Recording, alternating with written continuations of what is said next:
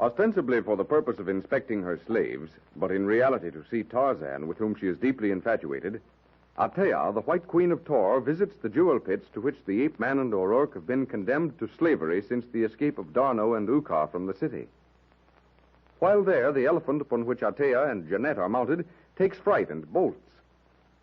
Tarzan saves the two young women from death by quieting the beast and turning it aside from the brink of an open pit.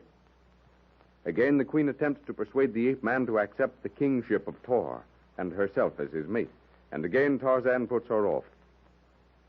In the jungle stockade of the Taurian mounted patrol, Uka and D'Arnot have killed the guard, opened the gate, and mounted a riding elephant.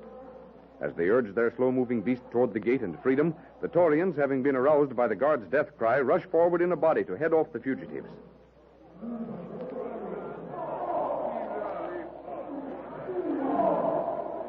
No, Uka. We shall never make it. We must. We'll be close. We shall arrive at the gate first. Watch for spears, D'Arnot. Oui. Kum Ndaka. Nanda, Ndaka. Ndaka, Nanda. Urged to greater speed by the voices and drumming heels of its riders, the huge slate-gray elephant nears the open, unguarded gate. Behind the fugitives, covering the ground with giant strides, the yellow-skinned horde of Taurians, yelling and shaking their war spears, comes charging forward. A huge Taurian in the lead suddenly stops in his tracks, whips back his arm to cast the heavy weapon. And that big devil is going to throw... Uka! Look out for the spear! Ndaka, Nanda, Ndaka. Grâce au bon Dieu. The fellow's throw fell short. And we are through the gate. Yes.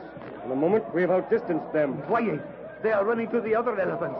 Soon they will be after us in earnest. It will take time for them to free their elephants from the picket line. Ananda, Ataka! If only we can get beyond sight and hearing. Perhaps turn into one of these cross trails. Short distance ahead is a river, D'Arnot. We will swim our elephant downstream to cover our spoor. They would follow easily if we went down an elephant path. And if we can reach the river before they arrive at its banks to see which way to go, we shall have a chance, n'est-ce pas? How far is it? Just there. You can see the moonlight reflected from the water. See? Between the trees. Ah, oui. Parbleu, this elephant of ours, once he is in motion, runs like a frightened ape. Yes. We were fortunate in getting this Nanda elephant. He belongs to the leader of the patrol and is one of the fastest. How can you know that, mon ami? The first elephant in the line is always that of the patrol leader. They will not overtake us easily, my friend. Peut-être. But the Taurians also will not soon give up the chase. You're right, D'Arnot. If they fail to recapture us, the leader of this patrol will be thrown to Atea's lions or become a slave in her jewel pits. Here is the river. Nanda, Andaka, Nanda. Mon Dieu, Uka. The water is alive with crocodiles. And there, over there on the opposite bank. They will not harm us, D'Arnot, as long as we remain with the elephants. And will they not come out to meet us? No. We will not go directly across. We shall swim downstream. Just beyond that bend in the river, we pass through open country. Come out on the opposite bank and make directly for the border and Rotor. Listen to them roar. Sacre, whether they come to meet us or not, mon ami, those crocodiles are angry. They will not bother the elephant. We shall soon be out of the water. We're almost around the bend, D'Arnot. Nanda. Écoutez. Do you hear that? Yes. The Taurians have found our spoor and are following. But when they arrive, they will not know if we have gone up or downstream or across. And thank heaven we are out of sight. Hey, enfin, there is open country. Hoi, Nanda. Nandaka. Voila, Uka. Look, elephants. There on the far bank. Oh, there must be a whole herd. Oh, keep our elephant away from them if you can, mon vieux. Not so easy, D'Arnot. He's swimming toward them now. If we can pass through near the edge of the herd... Anga. Adaka. Boom. They have our scent, D'Arnot. Nanda. Lawandaka. Make him go faster, Uka. Nanda. They are beginning to crowd us, Uka. Can you not work further toward the edge? Hoi, Ananda. Hoi. No use, D'Arnot. Sit fast. They're going to run. If we fall, we are lost. Tum tumundakananda. Hoinanda. Tum. Ah! Turn near the breast. They are stampeding, and with us.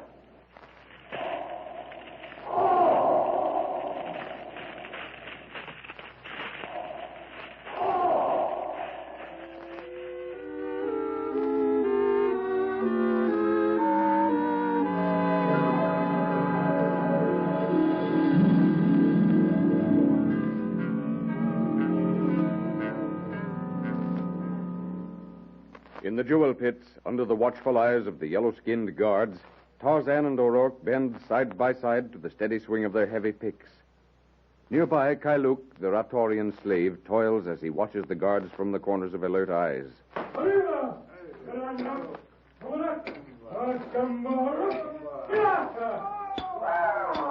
We can talk for a minute, Tarzan. The guard's at the end of the line. Now, what did the little devil at Tohr have to say to you? Nothing. She renewed her offer. Become king of this heathen country, with herself as your mate thrown into the bargain, eh? Yes. And a few threats as to what she'll do to us if I don't accept. And he refused her again, eh? Of course.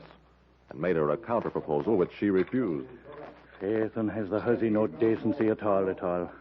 Can she not take no for an answer? She has this time.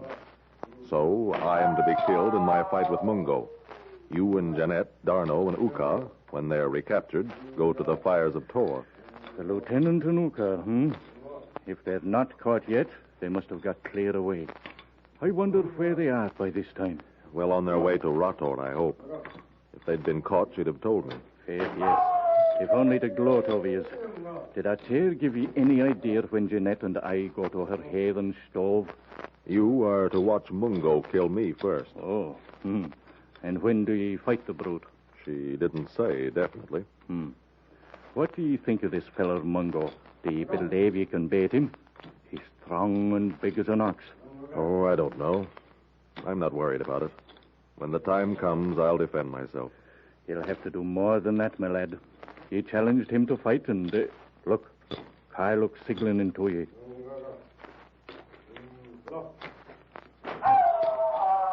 What is it, Kailuk? Their slaves become anxious, Tarzan of the Apes. They ask for further details of your plan of escape. Mutiny. They must wait. I'm not yet ready to make the first move. It must be soon. Otherwise, there will not be enough slaves to carry out your plan. Not enough? What do you mean? The Feast of Bantu will soon be held here in Tohr. Many slaves are then given over to sacrifice to Atea's lions, to the Fires of Tohr, and to the god Pantu. Oh, I didn't know about that. When does this feast take place? 7 days hence, at the beginning of the new moon. 7 days. Time enough, Kailuk. You must wait until I give word. It shall be so. I shall pass the word tonight. Where Tarzan the guard? Right, O'Rourke. Pass the word, Kailuk. We will make the attempt before the Feast of Pantu.